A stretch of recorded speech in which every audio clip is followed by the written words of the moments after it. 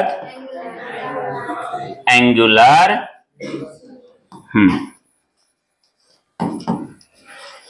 Dispersion.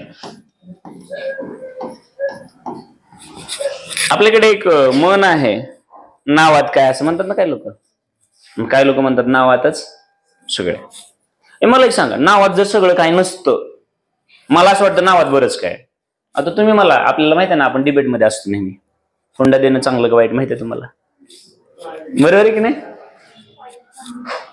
मी prove केलं होतं मागच्या वेळेस कसं काय ते, है ना सृष्टी? मग एक्झॅक्टली तुम्ही म्हणा नावात काय, मी म्हणतो नावात बरंच काय, तर म्हणा हा तसं काय असतं काय, तसं काय असतं का, ह्याचं नाव गणेश आहे, हिथंच प्रूफ आहे ना.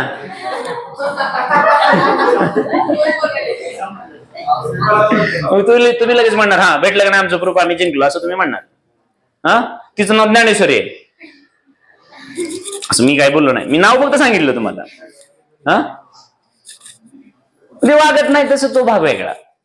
मग तुम्ही काय म्हणणार सर नावात काहीच नसतं असं असं, हे तुम्हाला तुमच्याकडे एवढे सारे एक्झाम्पल आहेत. मी एक साधं सोपं म्हटलं, समजा रात्रीचे 12 वाजले आणि तुम्ही शेताकडे चाललात, काही समजा उसाला पाणी द्यायला चाललात, सोबत कोणीच नाही, आणि मग अशा ठिकाणी आलात तुम्ही की तिथे मोठं पिंपळाचं झाड आहे आणि तुम्हाला कोणीतरी सांगितलंय की त्या पिंपळाच्या झाडावर एक बाई राहते. तिला तुम्ही काय म्हणता, बरोबर आहे की नाही? तिला तुम्ही हडळ म्हणता. आता तुम्ही कधी बघितली का? नाही, कोणीच बघितलेलं नसते, फक्त सांगितलेलं असतं. मग तिथं आल्यानंतर तुम्हाला माहित आहे काय होतं, बरोबर आहे की नाही? मग तुम्ही काय म्हणता लगेचच, मग तुम्ही लगेच हनुमान चालीसा चालू करताय की नाही?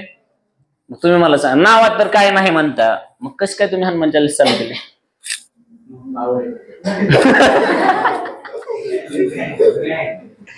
बरोबर आहे की नाही मला सांगा? बेसिकली त्या झाडावर काय होतं का? काहीच नाही. मग आम्ही असं सांगितलं, काय बिघडलं का तुमचं? काहीच नाही ना. हा मुद्दा हा आहे की नावात बरंच काय असतं. मग आता इथं नाव आहे डिस्पर्शन, डिस्पर्शनचा आम्हाला अर्थ माहित आहे. दुसरा आहे अँगल मध्ये, तर सगळ्यांना माहित आहे डिस्पर्शनचा अर्थ एवढाच असेल, स्प्लिट होणं किंवा वेगळं होणं किंवा रस्ता बदलणं, बरोबर आहे की नाही? पण आता हे जे वेगळं जे व्हायचंय, वेगळं हे कशामध्ये व्हायचंय? अँगल मध्ये वेगळं व्हायचंय. म्हणजे वेगळे पण कशामध्ये दाखवलं जाणार? लेंथ मध्ये नाही तर अँगल मध्ये. आता काही लोक म्हणतील लेंथ मध्ये का नाही, अँगल मध्येच का? आता माझा साधा क्वेश्चन आहे की समजा हा जर अँगल असेल, मी जर याला थीटा म्हटलं, तर तुम्ही ही लेंथ घेणार, ही घेणार, ही घेणार, ही घेणार, ही घेणार, कुठली लेंथ घेणार? कुठली घेतली तरी आमचा अँगल बदलणार आहे का? त्याच्यामुळे हा जर एक रे असेल आणि हा दुसरा रे असेल, मग याच्यामध्ये सेपरेशन किती आहे दाखवण्यासाठी बेटर वे, सगळ्यात चांगला पर्याय म्हणजे काय आहे? अँगल आहे, बरोबर आहे की नाही?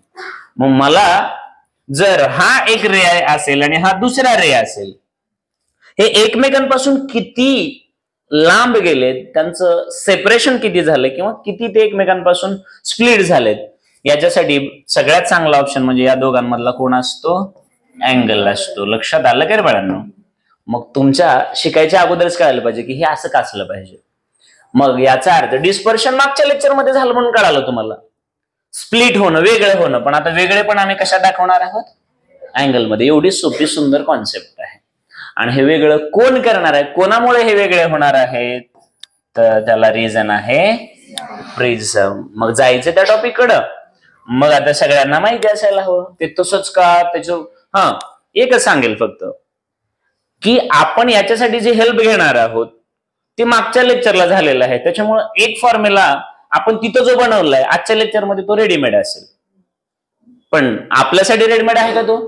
कारण आपण त्याचं डेरिव्हेशन केलेलं आहे. मी तुम्हाला नेहमी सांगतोय 100 पैकी फार तर फार 1, 2, 4, 5 मॅक्झिमम 5 फॉर्म्युला असे होतील की 11वी 12वीला आम्ही ते ऍज इट इज वापरले. बाकी 90% फॉर्म्युले काय करतो आम्ही? बनवतो. त्यामुळे आम्हाला काय म्हणजे डायरेक्ट घेतले तर रट्टा मारणार आपण, ते बनवल्यामुळे काही विषयच राहत नाही. मग आपल्या सवयीप्रमाणे आपण इथं चला एक प्रिझमचा कुठला सेक्शन याला म्हणायचं? Principal cross section. प्रिझम कसा असतो कळालं ना तुम्हाला? हा एक सरफेस हा दुसरा सरफेस, या दोन्हीमध्ये काहीतरी अँगल आहे. कारण जर नाही अँगल ठेवला तर एकमेकांना पॅरलल होऊन एक स्लॅब बनेल ना. मग याला म्हणतो तुम्ही अँगल ऑफ प्रिझम. मग या बाजूने बघितलं तर तुम्हाला एक इन्क्लाइन सरफेस भेटेल, या बाजूने बघितलं तर इन्क्लाइन सरफेस, आणि या बाजूला बघितलं तर एक ट्रायंगल. त्यालाच तुम्ही प्रिन्सिपल क्रॉस सेक्शन म्हटलात, बरोबर आहे की नाही? क्रॉस सेक्शन किंवा प्रिन्सिपल सेक्शन म्हटलं. आणि मग आपलं ठरलं या सरफेस वरती आपण आता काय करणार आहोत, तर आपल्याला एक रे इन्सिडेंट करायचा आहे. आता नको नको नको नको नको थांबा थांबा थांबा थांबा थांबा चांगलं काहीतरी करूया आपण. तसं काय नको सांगतो तुम्हाला, वेगळं घेऊ आपण. हा चालेल. ब्ल्यू मध्ये आपण हे दाखवूया. आपला जो प्रिझम आहे कशात दाखवूया आता? ब्ल्यू कलर मध्ये. चालेल ना? कारण आम्हाला रे कुठल्या कलर मध्ये दाखवायचा आहे? व्हाईट मध्ये दाखवायचा आहे. कारण आम्हाला माहित आहे की आम्ही दररोज सूर्य तर बघताच ना, रे वगैरे बाहेर प्रकाश पांढराच दिसतो ना. ते तेवढा तर कॉमन सेन्स पुढे चालावं लागतं. मग आता इथं आम्ही याच्यावरती हा एक व्हाईट रे इन्सिडेंट केला. कुठून आला काय आला मला माहित नाही बाबा, तुम्ही शोधून काढा कुठून आला तो. मी याला म्हटलं पी, या पॉइंटला म्हटलं क्यू. आता हा जो रे आहे हा या प्रिझम वरती पडला, पण कुठल्या ठिकाणी जाऊन पडला? तर क्यू या ठिकाणी जाऊन पडला. क्यू म्हणजे काय झालं त्याचं लोकेशन. क्यू या पॉइंटला जाऊन तो काय झाला? पडला, इन्सिडेंट झाला, आपटला, आदळला, काय बोलायचं ते बोल. मग आता इथं आल्याबरोबर इकडं हे मीडियम कुठलं आहे आणि हे मटेरियल कुठलं आहे?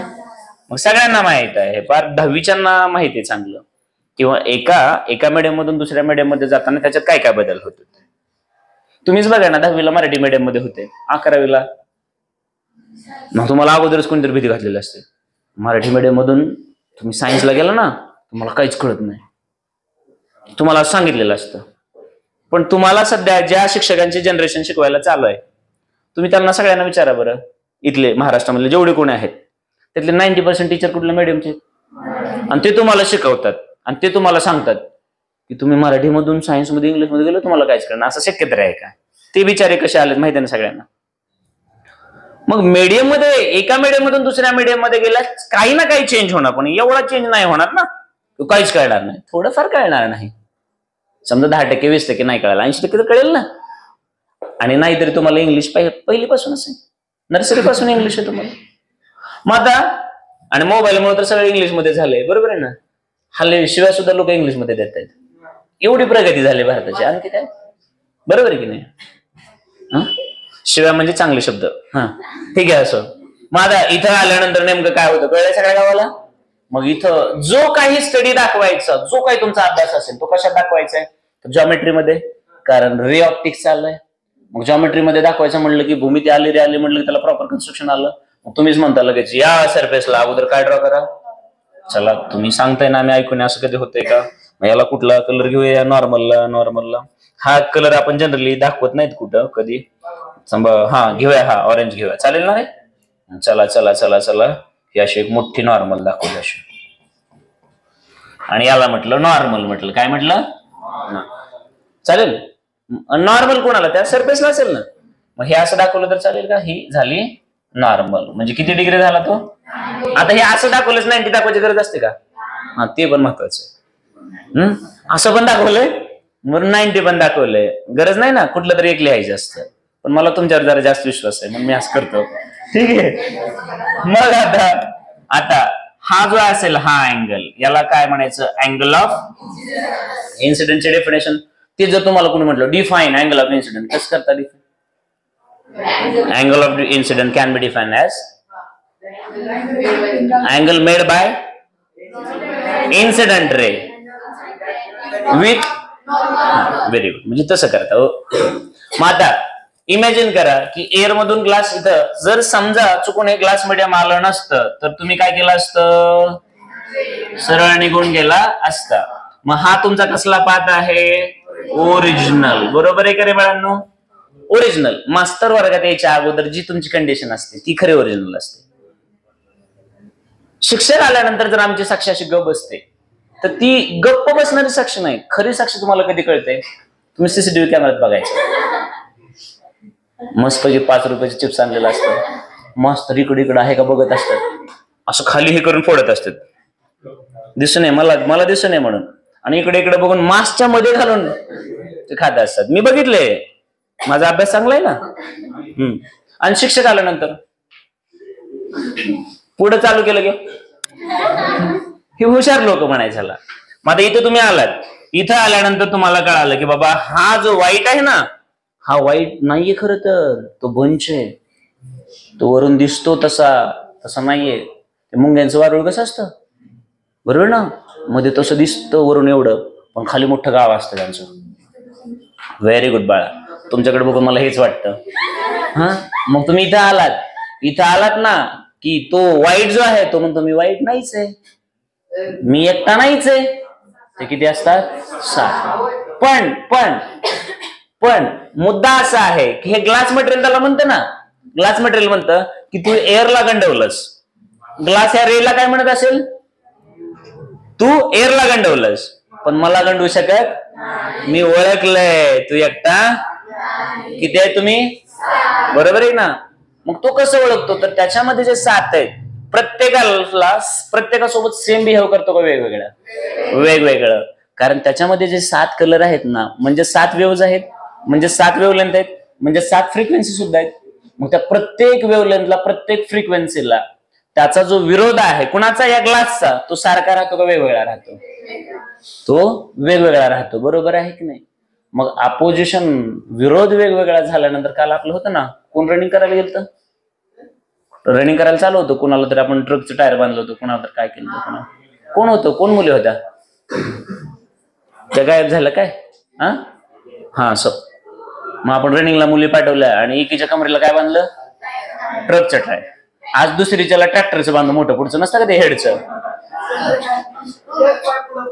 बरोबर आहे का? मग अपोजिशन जेवढं तुमचं वाढलं तेवढी रनिंग कमी झाली ना, स्पीड तुमची. आणि स्पीड कमी झाली रे झाली, जेवढी स्पीड कमी होणार तेवढे ते बेंड होणार ना जास्त. मग तुम्ही इथं आल्यानंतर हा ग्लास लगेच म्हणतो एअरला, ए बाबा तुझ्याकडे माझ्यात बिहेवियर वेगळा असणार.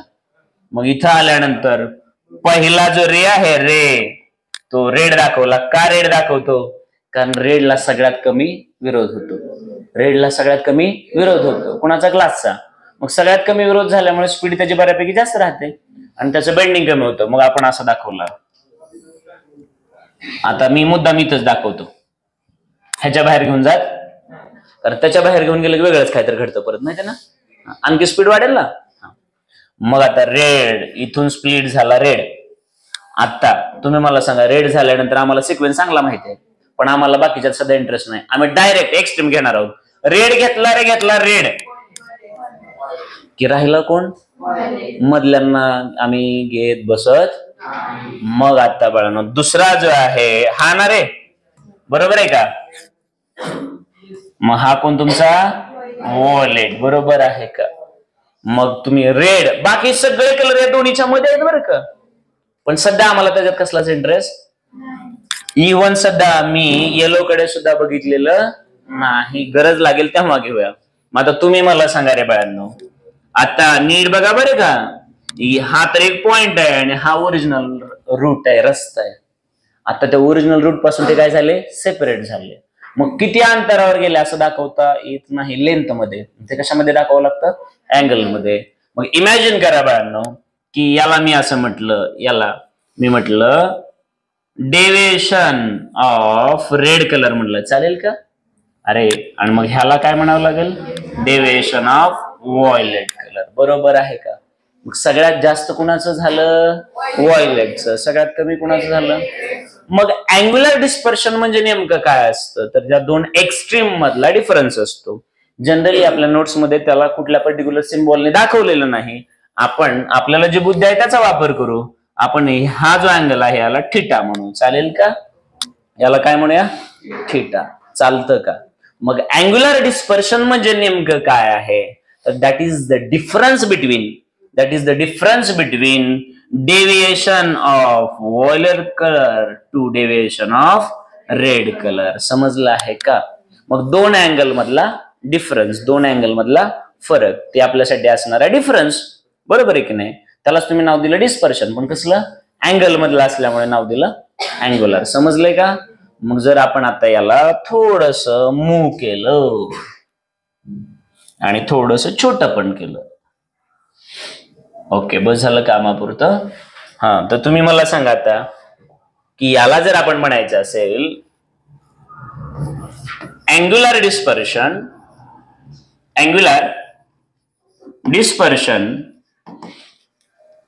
मी फ्रेम तयार करणार आहे, फोटो तुम्ही टाकायचा आहे. Can be defined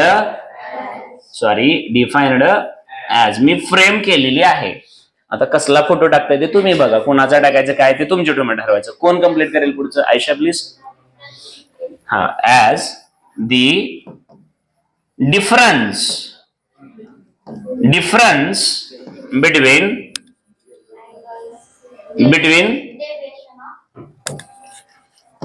deviation of which color? चालेल, deviation of violet and red colour. बघा रे बाळांनो, आपण हे आपल्याला जे समजलं आपण आपल्या भाषेत लिहिले, नोट्स मध्ये काय लिहिले तुम्ही बघा. आता नोट्सचं कंपॅरिझन केलं ना आपलं कंपॅरिझन केलं तर अर्थ वेगळा होईल का? नक्कीच नाही ना. पण आपला जो कॉन्फिडन्स आहे, बाबा मला हे येतं, मला समजतंही, मला दुसऱ्यालाही सांगता येतं, मला स्वतःलाही लिहिता येतं, हे महत्वाचं असतं. लक्षात येतं का? मग आता आपण मुद्दाम लगेच एक काम करायचंय, लगेच नोट्स ओपन करायचे, म्हणजे आम्हाला कळतं त्यांनी काय सांगितलं ना आम्हाला काय कळालं, पटकन बघायचं fast.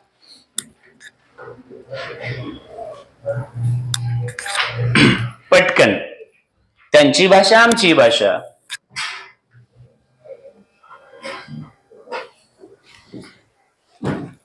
Separation between extreme colour ना, एक्स्ट्रीम कुठले आहेत?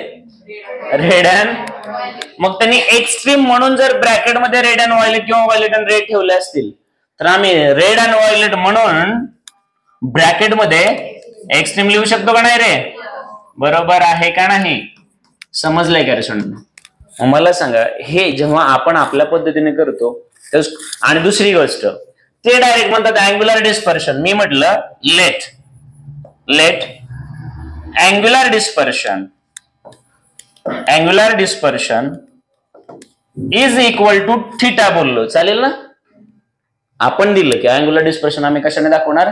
थिटाने दाखवणार. Theta is equal to deviation कोणाचा असेल? व्हायलेटचा ना रे. मोठा अँगल दिसतोय आम्हाला, मोठा अँगल मायनस डेविएशन ऑफ, बरोबर आहे का? आणि मग 11वीचा पहिला चॅप्टर आठवतो का? सेम क्वांटिटी मधून सेमच क्वांटिटी एकतर ऍड करू शकता किंवा सबट्रॅक्ट करू शकता. प्रिन्सिपल ऑफ होमोजिनिटी वगैरे स्टडी केले ना, आठवते ना? मला सांगा, याचं युनिट थिटा, सॉरी याचं युनिट रेडियन, याचं युनिट रेडियन, तर याचं सुद्धा, याचं डिग्री तर याचं सुद्धा.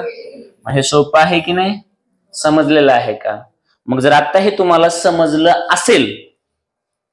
असेल तर मग मी याला म्हटलं 1 नंबर फॉर्म्युला किंवा बेसिक फॉर्म्युला किंवा पॅरेंट पप्पाचा फॉर्म्युला. ठीक आहे, आता याच्यामध्ये जे छोटे छोटे फॉर्म्युला आहेत ना ते आणूया आपण. आणि आता याच्या जे मागचं आणायचंय त्यासाठी मात्र आता आपल्याला एक पाऊल मागे जावं लागणार, कारण मी तुम्हाला डेव्हिएशन हे डिटेलमध्ये शिकवलेलं आहे. आणि जर कोणाला आठवत नसेल, युट्यूब आहेच, आणि एवढा असून सुद्धा तर मी ते हेल्प करतोय तुमची. ओके, मग हा 1 नंबरचा फॉर्म्युला आहे, मी उचलून घेऊ का पुढे? हा, तर आता आम्हाला काय कळालं, तर आम्हाला समजलेलं आहे सिन्स. कलर बदलू का रे? आपल्याला सवय नाही कलरची जास्त. तो उठून दिसतोय का? दिसतोय? मग काय अडचण नाही. ठीक आहे, दिसतोय म्हटल्यानंतर काही प्रॉब्लेम नाही. हा, तर मला सांगा, सिन्स अँग्युलर डिस्पर्शन मी कशाने दाखवलं?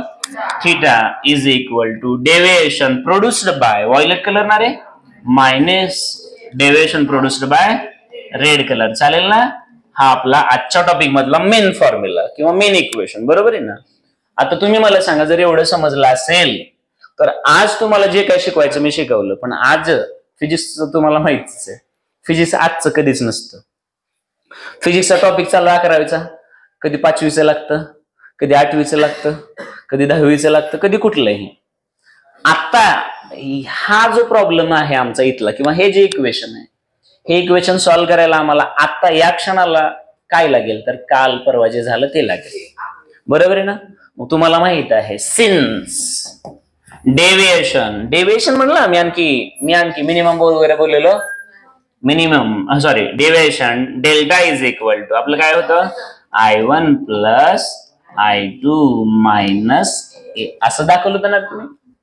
पण जर हे अँगल खूप खूप खूप खूप छोटे असतील खूप खूप थोडे असतील तर तुम्हाला माहिती आहे ना for that case minimum deviation is equal to A mu minus मग म्यू काय होता refractive index of that material कुणाचं प्रिझमचं विथ रिस्पेक्ट टू एअर ना.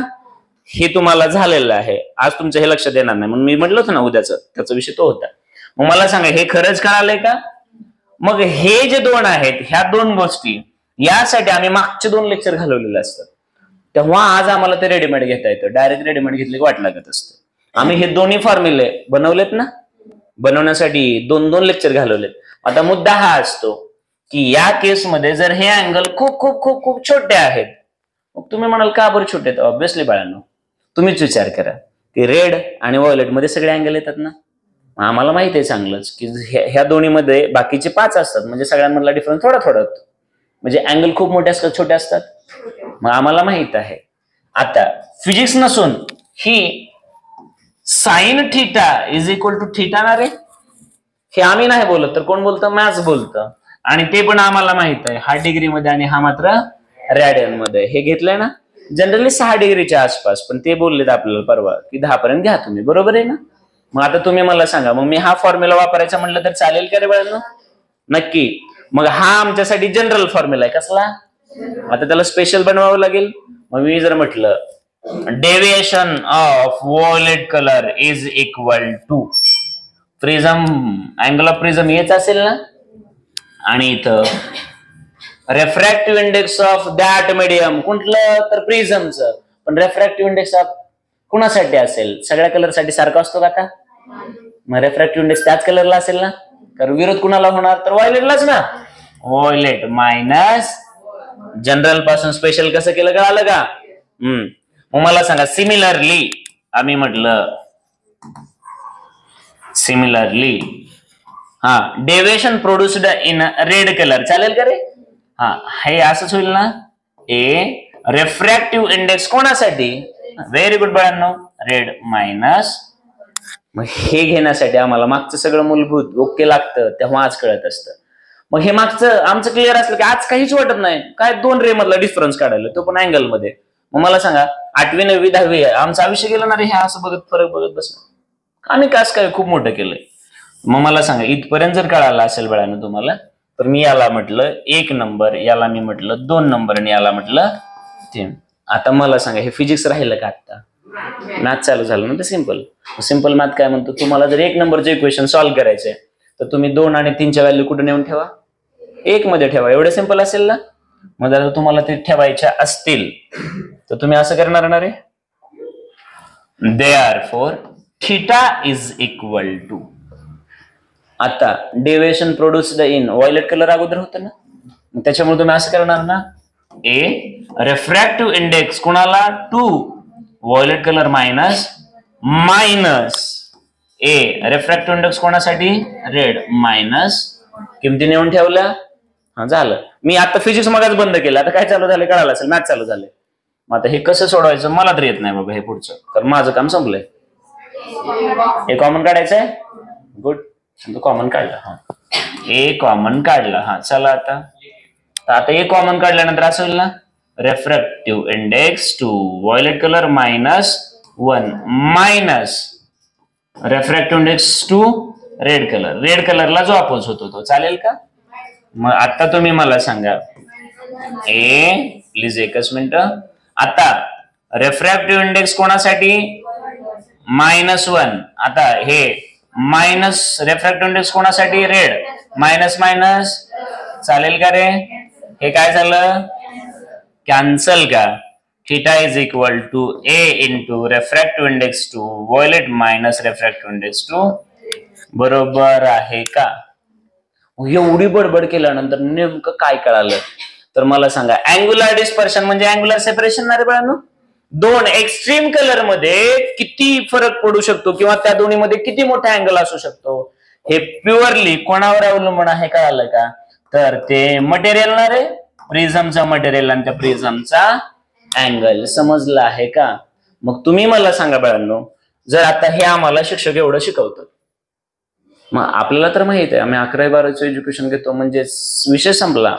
आम्ही 11वीला आलो याचाच अर्थ झाला आम्हाला अप्लाइड सायन्स बघायचंय, म्हणजे शिकायचं ना वापरायचं, शिकायचं ना वापरायचं.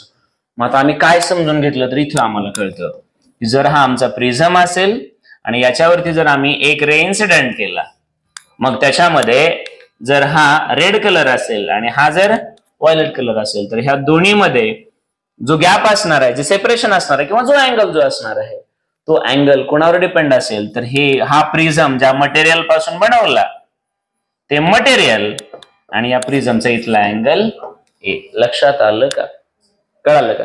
जेवढा अँगल जास्त असेल तेवढा इथं सेपरेशन सुद्धा जास्तच असेल. समजतंय का?